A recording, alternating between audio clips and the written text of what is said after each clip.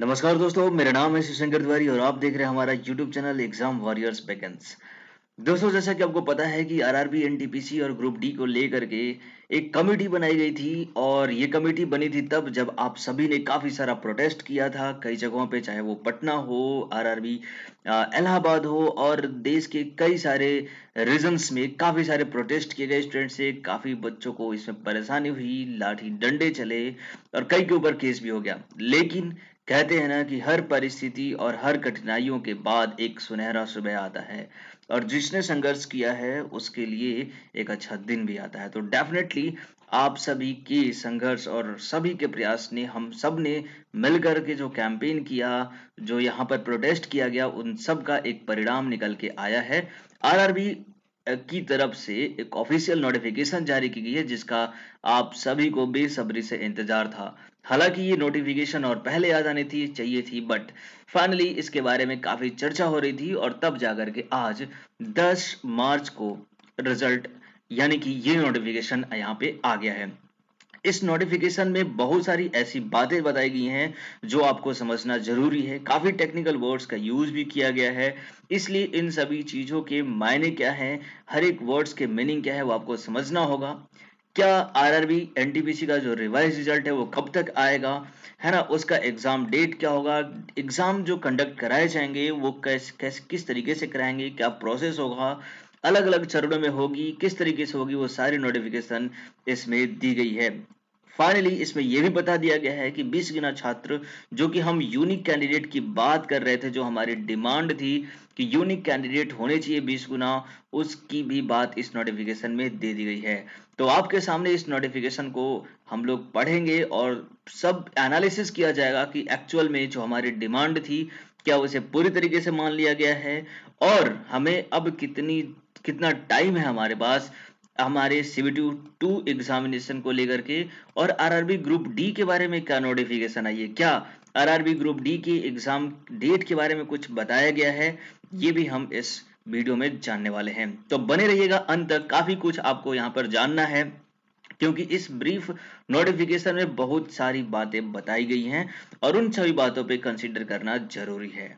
तो चलिए बिना किसी देरी के इस वीडियो को देखते हैं और कंप्लीट करते हैं। तब तक आपसे एक रिक्वेस्ट है, प्लीज आप इसको लाइक कर दीजिएगा और चैनल पे अभी आप नए हैं तो जरूर आप इसको सब्सक्राइब करिएगा, क्योंकि आरआरबी से रिलेटेड जितने भी नोटिफिकेशन होंगे वो सब कुछ आपको यहाँ पे प्रोवाइड कराए जाएंगे, साथ में आपके एग्जाम्स की तैयारी भी यहाँ पर कराई जाती है। तो आप हमारे साथ बने रहिएगा अंत तक और देखिए, समझिए क्या है नोटिफिकेशन में यहाँ पर।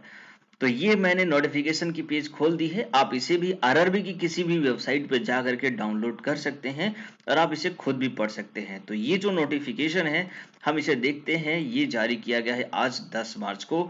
यहाँ पर क्या क्या बातें बताई गई हैं, तो देखिए यहाँ पर लिखा गया कि ministry of railway in terms of order number this dated 26 January 2022 has constituted a committee to examine the concern of candidates CEN 1 2019 जो कि NTPC था और RRC 1 2019 जो कि आरआरबी ग्रुप डी था।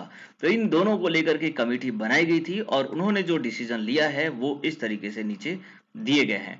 तो जो सबसे पहली और सबसे बड़ी बात यहाँ पे बताई गई है और जो सबसे बड़ा मुद्दा था वो ये था कि 20 गुना यूनिक कैंडिडेट को इसमें शामिल किया जाएगा। तो यहाँ पर ये जो बातें बताई गई हैं, जो हमारी डिमांड थी, जो कैंडिडेट ने रेज किया था, काफी वाइजली हमने इन चीजों को हैंडल किया और इस तरीके से 20 गुना यूनिक कैंडिडेट को यहाँ पे पास करने की बात कही गई है। ठीक है, सेकेंड स्टेज सीबीटी 2 में अब 20 गुना कैंडिडेट, यूनिक कैंडिडेट इसमें शामिल हो जाएंगे। ठीक है, दूसरी जो बात बताई गई है, the candidate already announced qualified will continue to remain qualified. ये बात हालांकि पहले ही बता दी गई थी और इस नोटिफिकेशन में भी बता दी गई है कि जो छात्र, यानी कि ऐसा नहीं है कि जो छात्र पहले से क्वालिफाइड थे उनके रिजल्ट में किसी भी तरह का डिफरेंशिएशन आएगा। जो ऑलरेडी क्वालिफाई थे वो क्वालिफाई ही रहेंगे। उनके अलावा जो, जैसे कि बताया जा रहा था कि लगभग 3.5 लाख कैंडिडेट को ही इसमें पास किया गया है, तो ऐसे में 3.5 लाख कैंडिडेट और पास किए जाएंगे और कुल मिलाकर के 7 लाख कैंडिडेट यहाँ पर क्वालिफाइड करे जाएंगे। ठीक है, थर्ड जो नोट इसमें दिया गया है, the list of additional candidate getting short listed will be notified at each pay level, है ना। तो जो एक्स्ट्रा जो कैंडिडेट है, एडिशनल कैंडिडेट का ही जो नाम होगा वो यहाँ पर नोटिफिकेशन में जारी किया जाएगा, जो एडिशनल कैंडिडेट होंगे, यानी कि जिनका पहले से ही आ चुका है, वो ऑलरेडी क्वालिफाइड है, उनको दोबारा से नहीं किसी भी तरह का लिस्ट जारी किया जाएगा। जो कैंडिडेट अलग से क्वालिफाई करे जाएंगे उनको ही यहाँ पर लिस्ट जारी की जाएगी। ईच पे लेवल, यानी कि आपने देखा होगा कि लेवल 2, लेवल 3, लेवल 5, लेवल 6, इस तरीके से 2 से लेकर 6 लेवल थी आरआरबी एनटीपीसी में। तो उन सभी लेवल्स में कौन कौन से कैंडिडेट क्वालिफाई हो रहे हैं उनका लिस्ट जारी किया जाएगा। इसके अलावा बताएगा कि RRB wise second stage CVT for each pay level will all candidate on one RRB accommodated in a single shift which should eliminate normalization. तो यहाँ पर एक सबसे बड़ी अपडेट बताई गई है, ये से आपको कंसीडर करना होगा कि अब तक हमने देखा था कि नॉर्मलाइजेशन की वजह से कई गुना मार्क्स यहाँ पे बढ़ जा रहे थे। ऐसे में ये सोच रहे हैं क्या कि नॉर्मलाइजेशन के प्रोसेस को एलिमिनेट कर दिया जाएगा, यानी कि जो सीबीटी 2 का जो एग्जाम होगा उसमें नॉर्मलाइजेशन नहीं करने की बात यहाँ पर कंसिडर की जा रही है, पॉसिबिलिटी बताई जा रही है। ठीक है, इसके बाद बताएगा कि whenever shift is not possible because of capacity constraint otherwise percentile based normalisation will be done, है ना।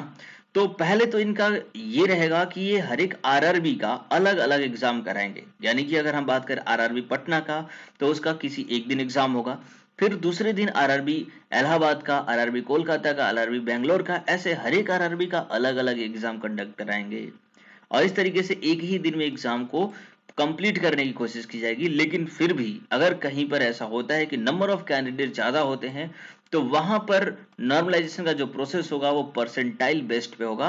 आपको पता होना चाहिए कि परसेंटाइल जो नॉर्मलाइजेशन होता है, अभी तक जो जेई मेंस एग्जामिनेशन जो होती थी उसमें परसेंटाइल बेस्ड पे नॉर्मलाइजेशन होता है, जो कि काफी ही एक अलग प्रक्रिया होती है और उसमें इतने ज्यादा नंबर इंक्रीज नहीं होते हैं जैसे पहले होते आ रहे हैं। तो ये एक अच्छी बात है, काफी ज्यादा डिफरेंशिएशन नहीं देखने को मिलेगा। इससे क्या होगा कि कट ऑफ जो हाई जाती रही है नॉर्मलाइजेशन की वजह से, जैसा हम देखते रहे हैं कि 100 में से 90 नंबर कट ऑफ चला जाता है नॉर्मलाइजेशन की वजह से, तो ये जो मिथ एक आएगी वो कहीं ना कहीं खत्म हो जाएगी। तो एक बढ़िया स्टेप यहाँ पर लिया गया है आरआरबी की तरफ से। अब हम आरआरबी ग्रुप डी की बात करते हैं तो यहाँ पर बताया गया है कि ये जो एग्जाम होगा वो सिंगल स्टेज एग्जाम होगा, जैसा कि नोटिफिकेशन में उस टाइम पे आ गया था सीबीटी 2 कराया जाएगा आरआरबी ग्रुप डी में। तो इसको लेकर के काफी ज्यादा कैंडिडेट यहाँ पर चिंतित थे, उनको लग रहा था कि अब मतलब फिर फर्क ही नहीं रह जाएगा एनटीपीसी और सीबीटी 2 में। तो यहाँ पर सिंगल स्टेज एग्जामिनेशन यहाँ पे कराया जाएगा, there will no second stage CBT 2 तो सीबीटी। तो ये भी एक अच्छी बात है, जो हमारी जो मांगे थी वो यहाँ पर कंप्लीट होते यहाँ पर दिख रही है और हो भी गई है। ठीक है, चलिए आगे देखते हैं अगले क्या लिखा गया है कि RRC wise CBT will be held for level 1 also maximum available capacity is recommended to be used to significantly reduce the number of shift involved. हालांकि आरआरबी ग्रुप डी में नंबर ऑफ कैंडिडेट बहुत ज्यादा हैं, तो यहाँ पर भी एक कोशिश की जा रही है कि एक शिफ्ट में मैक्सिमम कैंडिडेट को एग्जाम कराया जाए, जिसकी वजह से नंबर ऑफ शिफ्ट जो एग्जाम होंगे उसे कम किया जाए। इससे क्या होगा कि एग्जाम काफी तेजी से हो पाएगा और कुछ ही दिनों में ये एग्जाम खत्म भी हो जाएंगे।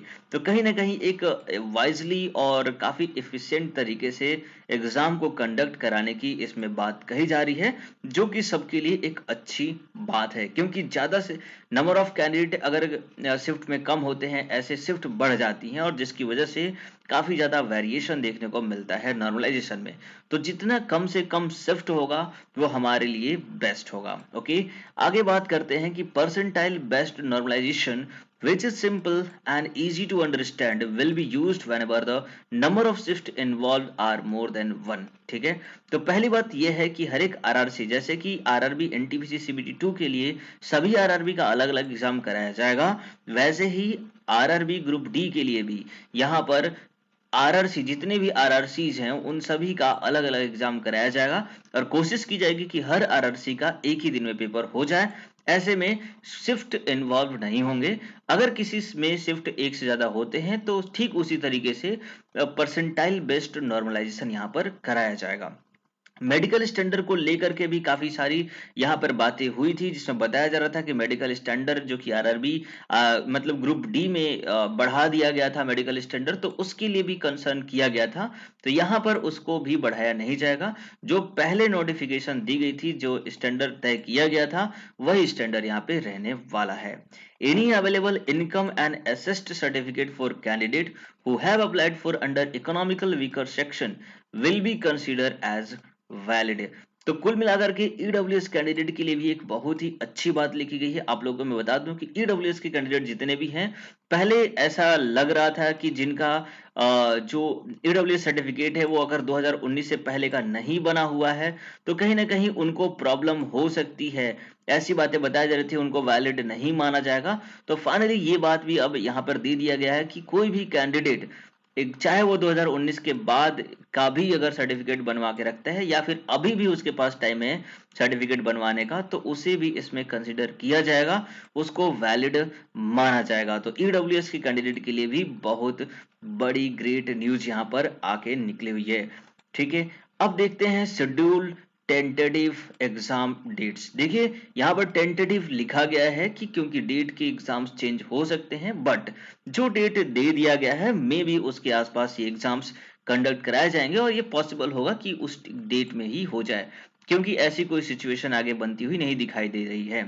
ठीक है, तो शेड्यूल किया गया है एनटीपीसी और सीबीटी 2 दोनों एग्जाम को। देखते हैं यहाँ पर लिखा गया है कि जो आपका रिवाइज रिजल्ट है, पहली बात तो आपका रिजल्ट जारी किया जाएगा अप्रैल 2022 में, है ना, कि अभी आपका जो है March April first week of April में यहाँ पर आपका रिजल्ट जो है वो घोषित कर दिया जाएगा, जिसमें 3.5 लाख एक्स्ट्रा कैंडिडेट को पास करेंगे।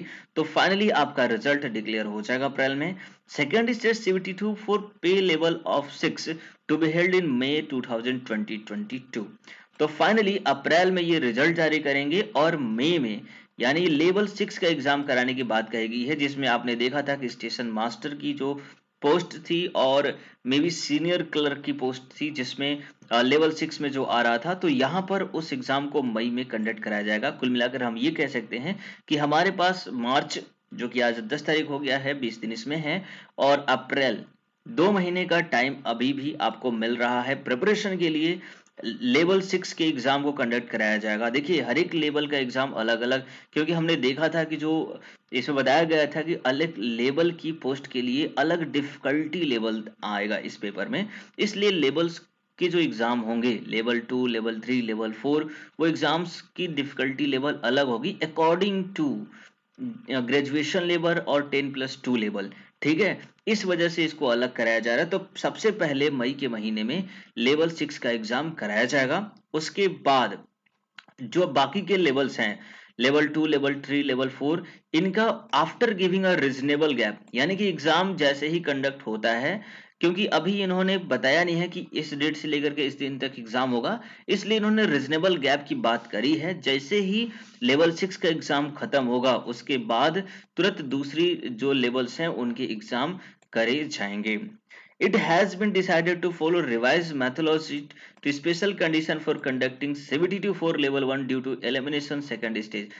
तो क्योंकि सेकेंड स्टेज CBT2 खत्म हो चुका है, यानी कि CBT2 जो है वो ग्रुप डी के एग्जाम में नहीं होगा, तो यहाँ पर बता रहे हैं कि कुछ स्पेशल मैथोलॉजी यहाँ पे फॉलो करेंगे, ताकि लेवल 1 का एग्जाम में सिर्फ एक एग्जाम करके ही स्टूडेंट को एलिमिनेट किया जा सके और कितने कैंडिडेट क्वालिफाई करने हैं उसको क्वालिफाई किया जा सके। ठीक है, this will involve mobilisation additional infrastructure and logistic to conduct CBT2 for level 1 with significant increase in per shift requirement.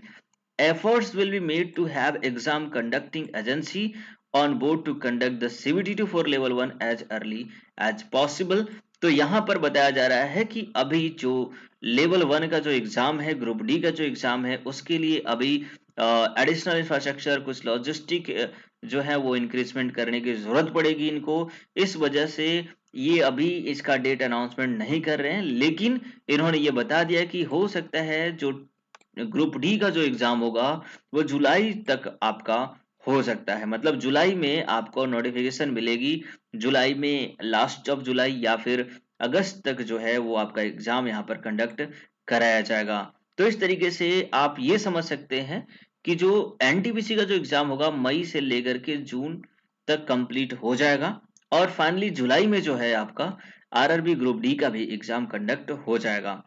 ठीक है, तो इस तरीके से ये सारा नोटिफिकेशन मैंने आपको यहाँ पे पढ़ के बता दिया है। आज की डेट में ये अनाउंसमेंट की गई है चेयरमैन की तरफ से, तो काफी ही एक ग्रेट न्यूज है आपके लिए और काफी कुछ समझना था इस नोटिफिकेशन में, काफी बड़ी बात इसमें दी गई थी और उम्मीद करता हूं कि आपको ये नोटिफिकेशन डेफिनेटली समझ में आ गई होगी और अब आपको इसकी प्रिपरेशन करने की जरूरत है।